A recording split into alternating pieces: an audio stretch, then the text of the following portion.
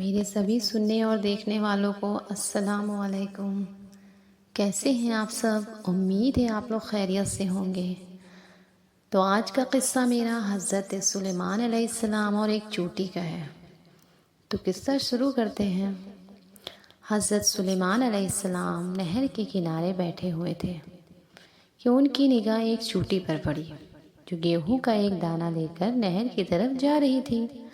حضرت سلیمان علیہ السلام نے اس کو بہت غور سے دیکھنے لگے۔ جب چوٹی پانی کے قریب پہنچی تو اچانک ایک مینڈھک نے اپنا سر پانی سے نکالا اور اپنا منہ کھولا تو یہ چوٹی اپنے دانے کے ساتھ اس کے منہ میں چلی گئی۔ مینڈھک پانی میں داخل ہو گیا اور پانی ہی میں بہت دیر تک رہا۔ سلیمان علیہ السلام اس کو بہت غور سے دیکھتے رہے۔ ذرا ہی دیر میں مینڈھک پانی سے نکلا اور اپنا منہ کھولا تو چوٹی باہر نکلی، البتہ اس کے ساتھ دانہ نہ تھا۔ حضرت سلیمان علیہ السلام نے اس کو بلا کر معلوم کیا کہ ماجرا کیا تھا اور وہ کہاں گئی تھی۔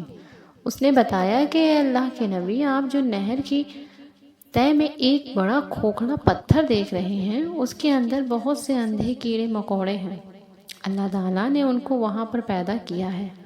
وہ وہاں سے روزی تلاش کرنے کے لیے نہیں نکل سکتے۔ اللہ تعالیٰ نے مجھے اس کی روزی کا وکیل بنایا ہے۔ میں اس کی روزی کو اٹھا کر لے جاتی ہوں اور اللہ نے اس مینڈھک کو میرے لیے مسخر کیا ہے تاکہ وہ مجھے لے کر جائے۔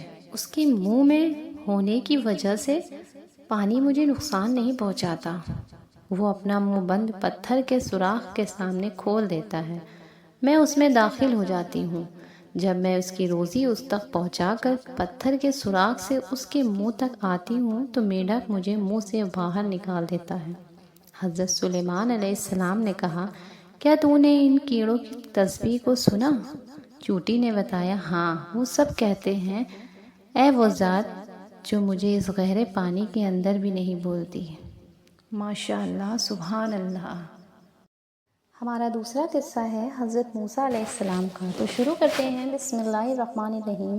حضرت موسیٰ علیہ السلام سے ایک غریب آدمی نے درخواست کی کہ آپ کلیم اللہ ہیں، اللہ تعالیٰ سے دعا کریں کہ وہ میرا رزق بڑھا دے، مجھے کئی وقت فاقے ہو جاتے ہیں۔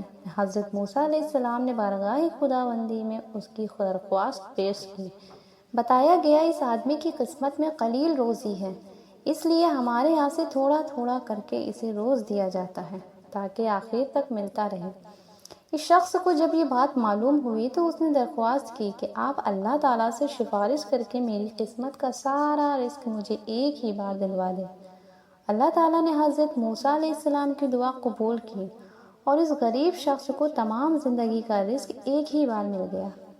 اس شخص نے فوراً لنگر خانہ کھول دیا اور اعلان کر دیا کہ جس شخص کے کھانے کا انتظام نہ ہو وہ ہمارے لنگر خانے سے پیٹ بھر کر کھانا کھا سکتا ہے۔ حضرت موسیٰ علیہ السلام کو اس کی اس حرکت پر تعجب ہوا۔ انہوں نے اسے سمجھانے کی کوشش کی لیکن جب وہ نہ مانا تو مایوس ہو کر چلے گئے۔ ایک ہفتے بعد جب ان کا گزر ہوا تو دیکھا کہ لنگر خانہ ابھی تک جاری ہے۔ دوسری مرتبہ وہ 1 ماہ بعد اور پھر تیسری مرتبہ 6 ماہ بعد ادھر سے گزرے تو آپ نے حسب معمول اسی طرح لوگوں کو لنگر خانے سے کھانا کھاتے دیکھا۔ ان کا خیال تھا کہ اس غریب آدمی کی دریا دلی کی بدولت سارا رزق چند روز میں ہی ختم ہو جائے گا، مگر لنگر خانہ ابھی تک مسلسل جاری تھا۔ آپ نے اللہ تعالیٰ سے عرض کیا، یا اللہ، یہ کیا قصہ ہے؟ اس کا تھوڑا سا رزق ابھی تک چل رہا ہے۔ جواب آیا، بے شک اس کی قسمت میں تھوڑا سا ہی رزق تھا، جب تک ختم ہو جانا چاہیے تھا، لیکن ہمارے قانون ہے کہ جو شخص ہماری راہ میں کچھ خرچ کرتا ہے تو ہم اس کا 10 گنا اس کو دنیا میں اور 9 گنا آخرت میں دیتے ہیں۔ یہ شخص بھی اس قانون کے دائرے سے باہر نہیں ہے۔ جتنا یہ ہماری راہ میں خرچ کرتا ہے اس کا 10 گنا ہم اسے دنیا میں ہی دے دیتے ہیں۔ اس میں تعجب کی کیا بات ہے؟ ماشاء اللہ، سبحان اللہ۔